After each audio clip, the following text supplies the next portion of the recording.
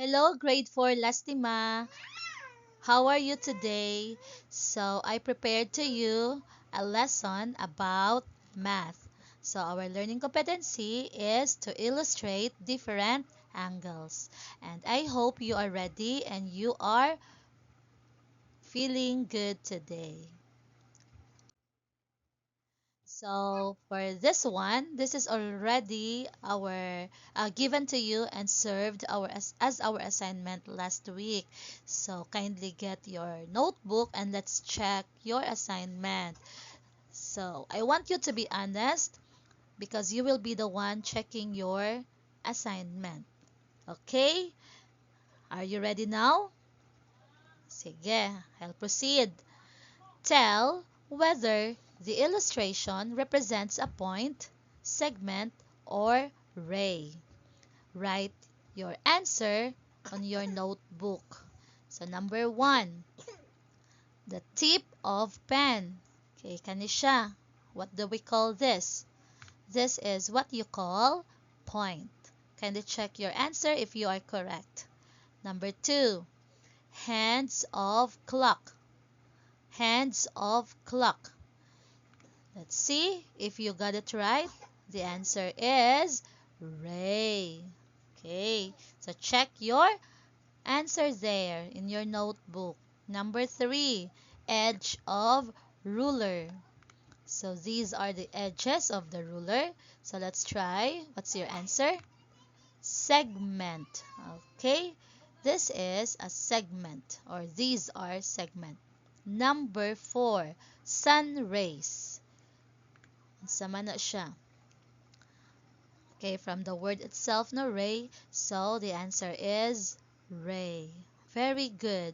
So I want you to count your score and kindly put beside the assignment. Okay, so let's continue our lesson. What do you know about angles? Kayo namdo mo kids sa inyong grade 3 before? Do you have this topic before? What do you know about angles? Let's try. Number 1. What geometric figure is the vertex of an angle? What geometric figure is the vertex of an angle? Sagot itawag ani? Okay, very good. You are very good. Point. Number 2. What geometric figure is each side of an angle? What geometric figure is each side of an angle? So, tanawa na siya. Unsa ganito ito itawag ani? Okay, ray. Very good. Number 3. How many sides does an angle have? Look at our illustration. Pila na ka side? Let's count. Side 1 and side 2. So, we have 2 sides. And number 4.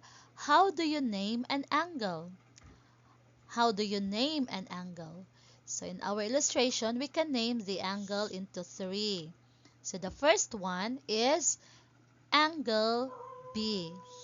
We will only use the vertex or the point B. So this is an angle B. Pwede ra jud kaayo na, no? Only the vertex will be used. Next, you can also name this as angle CBA. Angle CBA. Or, the other one is, atong balihon ang CBA. ABC. Angle ABC. Ari sa ta start sa ubos. Okay, but always remember class that the vertex should be at the middle. Ayaw dyan nag-ibutang sa kilid ang iyahang vertex. Okay? So, CBA and ABC. Still, the vertex is at the middle. Next, let's continue number 5. You draw an angle whose sides are side BC and side BA. So, na to pag-drawing ana og angle. So, what you're going to do is to connect the sides. You connect the side BC and side BA so that we can form an angle. So, mauna ni siya ang atoang angle. So, unsa may ato ang vertex diri? Of course, the B. Point B. Okay, very good. So let's continue, children. Let's continue, kids. Are you still there? Okay, so now let's classify each angle.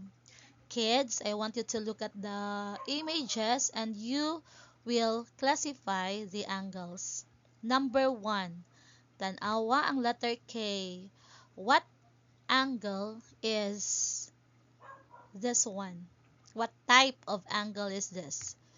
This is what you call an acute angle. Okay, later you will know why it is called acute angle.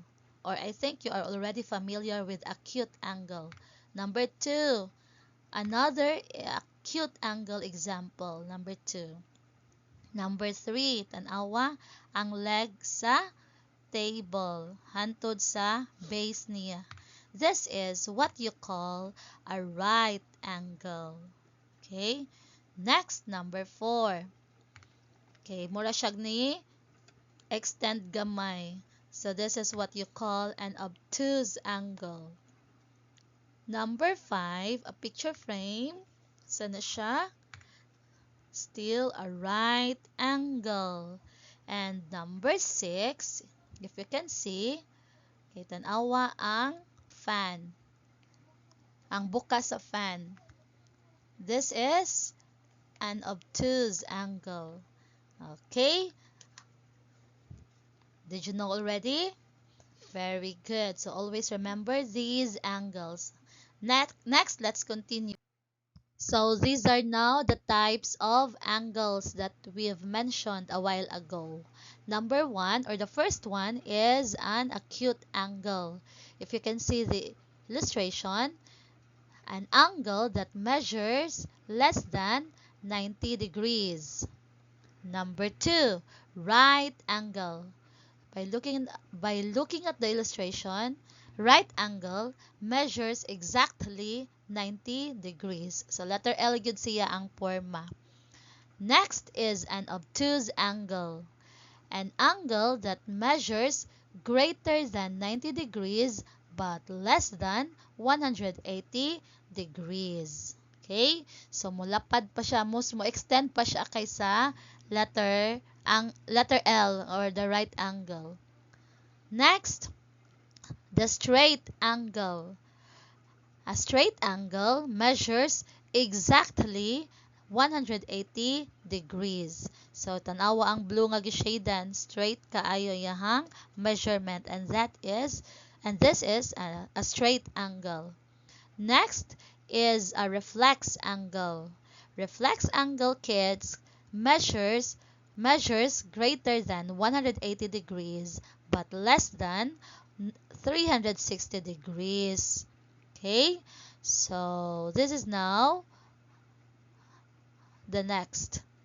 The full angle or the complete angle. Full angle or complete angle measures exactly 360 degrees. Buo na gyud siya. Okay? So please remember these types of angles. The first one is acute angle, less than 90 degrees. Next, right angle, exact 90 degrees. Sunod, obtuse angle, greater than 90 degrees but less than 180 degrees. Next is the straight angle, exact 180 degrees or exactly 180 degrees.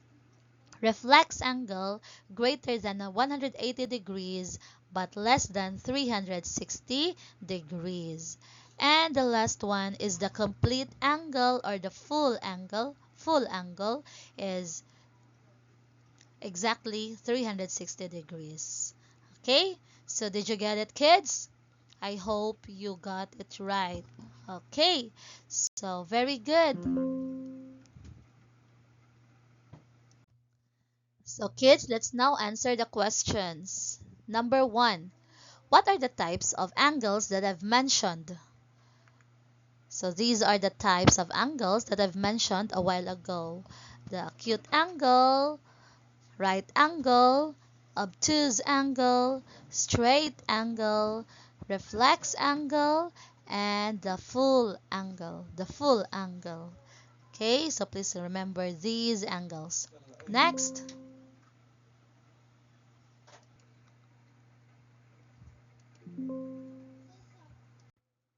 Question number 2. What is the tool used to measure angles? What is the tool used to measure angles? So this is a protractor. And kids, remember that you will bring your protractor by Wednesday. Okay? Kaya mag-measure na ta sa mga angles. So please bring a protractor in our next meeting. F to F nga meeting nato. Okay? So, thank you. So, let's try to answer this one. Let's see if you understood our lesson. Identifying different angles, different types of angles. Number 1, this is a right angle. Number 2, this is an obtuse angle. Nganong obtuse man na siya? Di na siya right. Okay, if you zoom it, makita nimo nga lapas siya gamay sa right angle. Okay? I-try to zoom, 'di ba? Lapas siya sa right angle. Next, number 3, this is an acute angle. Why? Wala gyapon siya kabot og 90 degrees or letter L. Maybe it measures 89 degrees. And number 4, this is a full or complete angle. Number 5, this is a straight angle. Tanawa ang pencil. Next, number 6, this is an acute angle. Okay? So, very good. Okay, for number 7, this is an example of an obtuse angle. So, the measurement starts at the left side and then going to the right side. So, na-extend na siya sa right angle. Lapas man siya. So, obtuse siya.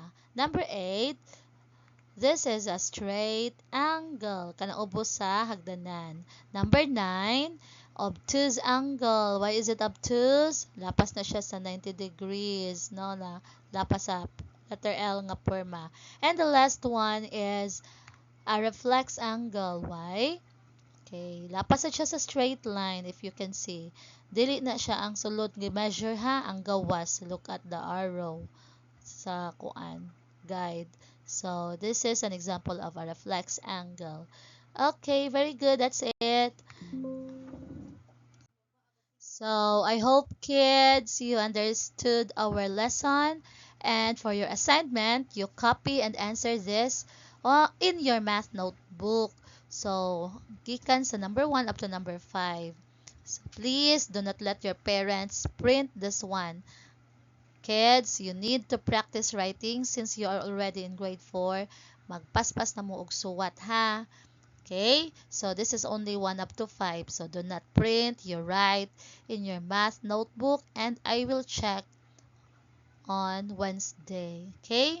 So, copy and answer. Next. Okay, so this is Teacher Riza saying thank you so much for listening. Grade 4 Lastima, and see you next time.